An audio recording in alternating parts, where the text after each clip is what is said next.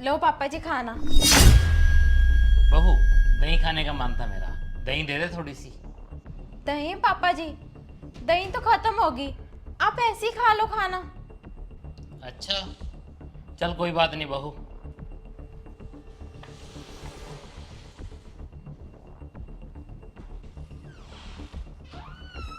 आ गए आप? हाँ ज्योति, चल ज्योति खाना लगा दे जल्दी से। हाँ जी।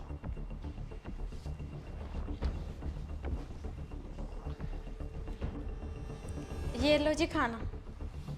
ला ज्योति।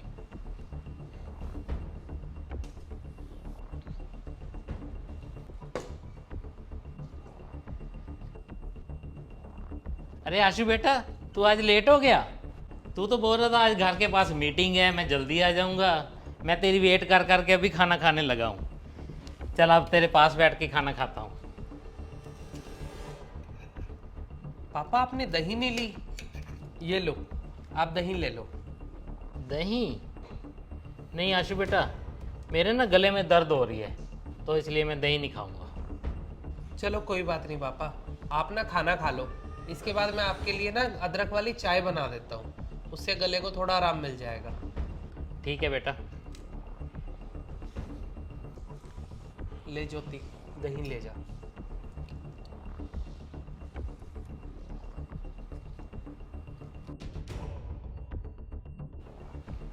ये लो आपका बैग। पापा जी, हाँ बेटा। आप ना जल्दी से रेडी हो जाओ पापा, हमने ना कोर्ट चलना है। क्यों बेटा, कोर्ट किस लिए? पापा जी आप तो जानते ही हो, जो दर्शना आंटी है ना, उनके हस्बैंड की डेथ हुए ना काफ़ी साल हो चुके हैं, और मैंने ना आपकी और उनकी शादी की बात कर ली है, और वो मान गई आपसे शादी के लिए, तो इसीलिए हमने कोर्ट चलना है।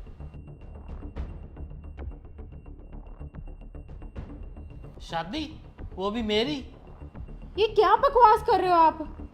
पापा की शादी? ज्योति मैं कोई बकवास नहीं कर रहा, मैं बिल्कुल सीरियस हूँ, पापा की शादी की ही बात कर रहा हूँ, और पापा की शादी ना आज ही है। ये उम्र ना पोता पोती को खिलाने की होती है, ना कि शादी करने की। अरे नहीं बेटा, अगर मुझे शादी करनी होती तो मैं तब करता जब तुम्हारी माँ हम दोनों को छोड़ के इस दुनिया से चली गई थी। तब तो सिर्फ 5 साल का था, और माँ की ज़रूरत तुझे उस टाइम ज़्यादा थी। अरे अब तो मैंने पाल पोस के तुझे इतना बड़ा कर दिया। मैंने उस टाइम शादी नहीं की, तो क्या इस उम्र में मैं शादी करूँगा?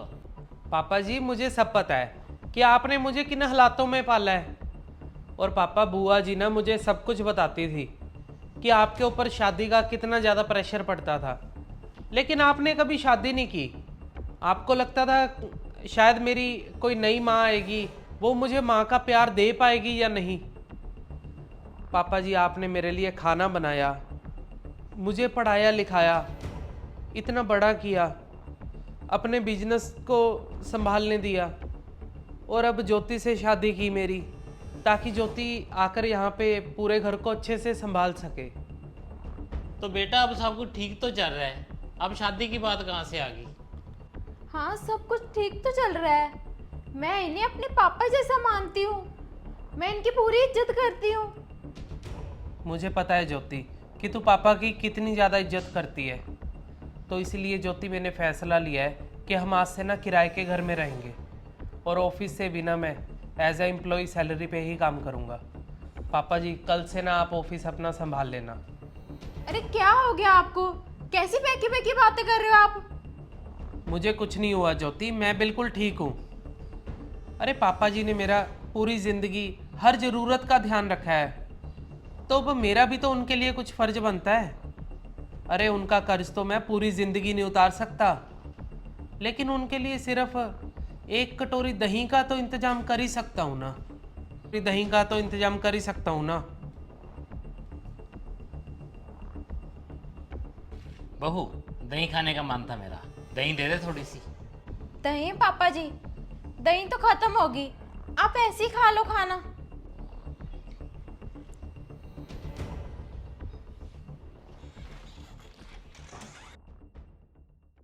तो दोस्तों, पति पत्नी में से ना बुढ़ापे के अंदर जब एक व्यक्ति चला जाता है, खास करके पत्नी, तो पति का जीना ही मुश्किल हो जाता है, क्योंकि पत्नी तो खुद बना के खाना खा सकती है, परंतु पति अपनी बहू और बेटे के ऊपर डिपेंड हो जाता है। तो उस समय में ना कई बार बच्चे इतना ज़्यादा इंसल्ट करते हैं, परेशान करते हैं, 2 रोटी के लिए भी तरसा देते हैं। मुझे तो यही लगता है कि भगवान को एक नियम बनाना चाहिए कि पति पत्नी इकट्ठे इस दुनिया से जाएं। क्यों जी, सही कह रही हो ना? बिल्कुल सही बात है। यानी कि पत्नी की पहली मौत होनी ना मेरे हिसाब से तो खराब है भाई, पति की ज़िंदगी मुश्किल हो जाती है। तो छोटी सी स्टोरी आपको कैसी लगी, या फिर इजाज़त होनी चाहिए कि कोई भी उम्र हो उसके अंदर पति अपनी दोबारा शादी कर सके, बच्चों को परेशानी नहीं होनी चाहिए अपने बाप की दूसरी शादी के ऊपर। स्टोरी अच्छी लगी हो तो इसे शेयर ज़रूर कर देना और मनचंदा फैमिली ब्लॉग को फॉलो ज़रूर कर लीजिए। बाय।